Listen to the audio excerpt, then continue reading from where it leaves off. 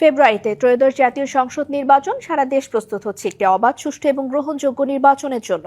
কি ভাবছেন সাধারণ মানুষ থেকে শুরু করে আগামী জনপ্রতিনিধিরা, সে কথা জানাতে ডিবিসি নিউজের ইলেকশন এক্সপ্রেস ছুটে যাচ্ছে সব সংসদীয় আসনে। এখন আছে সংসদীয় আসন 211 ফরিদপুর 1-এ। সিএসআরএম নিবেদিত ডিবিসি নিউজের বিশেষ আয়োজন ইলেকশন এক্সপ্রেসে সবাইকে স্বাগত জানাচ্ছি। আমি শুভ খান। এই মুহূর্তে রয়েছি সংসদীয় আসন 211 ফরিদপুর 1 আসন। আমার সাথে যিনি যুক্ত রয়েছেন বিএনপি মনোনীত প্রার্থী খন্দকার নাসিরুল ইসলাম।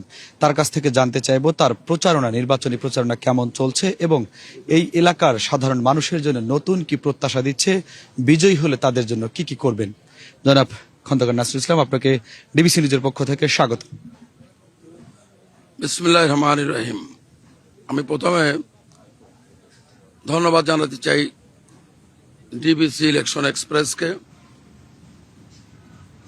আজকে তাদের মাধ্যমে আমাদের নির্বাচনী এলাকার সর্বস্তরের জনগণের কাছে আমাদের নির্বাচনী কার্যক্রম এবং নির্বাচিত হলে জনগণ কি করতে পারবো সেই বার্তা পৌঁছে দেওয়ার ব্যবস্থা করে দেওয়ার জন্য।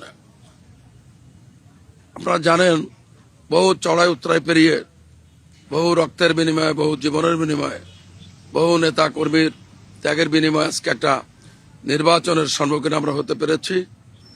এখনো নির্বাচন নিয়ে একটি বিশেষ গোষ্ঠী নানা রকম ষড়যন্ত্র করছে। সেই ষড়যন্ত্রের জালকে ছিন্ন করে আমাদের নির্বাচনী এলাকার সর্বস্তরের নেতা কর্মীরা ব্যাপকভাবে নির্বাচনী কার্যক্রম শুরু করেছেন। তারা প্রত্যেকটা বাড়িতে বাড়িতে যাচ্ছেন, সেখানে যে আমাদের মা বোনদের কাছে এবং সর্বস্তরের ভোটারদের কাছে আমাদের নির্বাচনী প্রতীক এবং নির্বাচনের উদ্দেশ্য, নির্বাচিত হলে কি করব আমরা, সেই বার্তা পৌঁছে দিচ্ছেন। আমরা মূলত একটি কথা আপনাদের মাধ্যমে ফরিদপুর 1-এর সর্বস্তরের জনগণকে জানিয়ে দিতে চাই। আমরা নির্বাচিত হলে এই এলাকার বিগত দিনে যে বৈষম্যমূলকভাবে কর্মকাণ্ড করা হয়েছিল, সেই বৈষম্যমূলক কর্মকাণ্ডকে বাদ দিয়ে বৈষম্যহীনভাবে এই এলাকার সর্বস্তরের মানুষের জন্য আমরা উন্নয়ন করব। আমাদের উন্নয়নের প্রথমেই আমাদের কতগুলো বিষয় আমাদের মাথায় রয়েছে। তার ভিতরে আমাদের এই নির্বাচনী এলাকার মধুখালী থানা থেকে শুরু করে বলমারি হয়ে আলফাডাঙ্গা থানার শেষ প্রান্ত পর্যন্ত নদী ভাঙ্গন একটি বিশাল সমস্যা।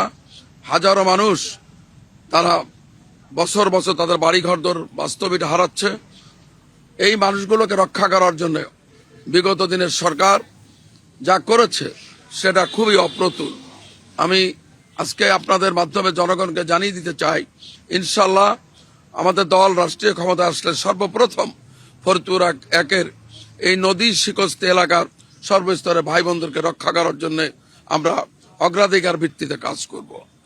দ্বিতীয়ত, বহু রাস্তাঘাট বৈষম্যমূলকভাবে গুরুত্বপূর্ণ রাস্তাকে বাদ দিয়ে বিভিন্ন অপ্রয়োজনীয় রাস্তার উন্নয়ন করা হচ্ছে।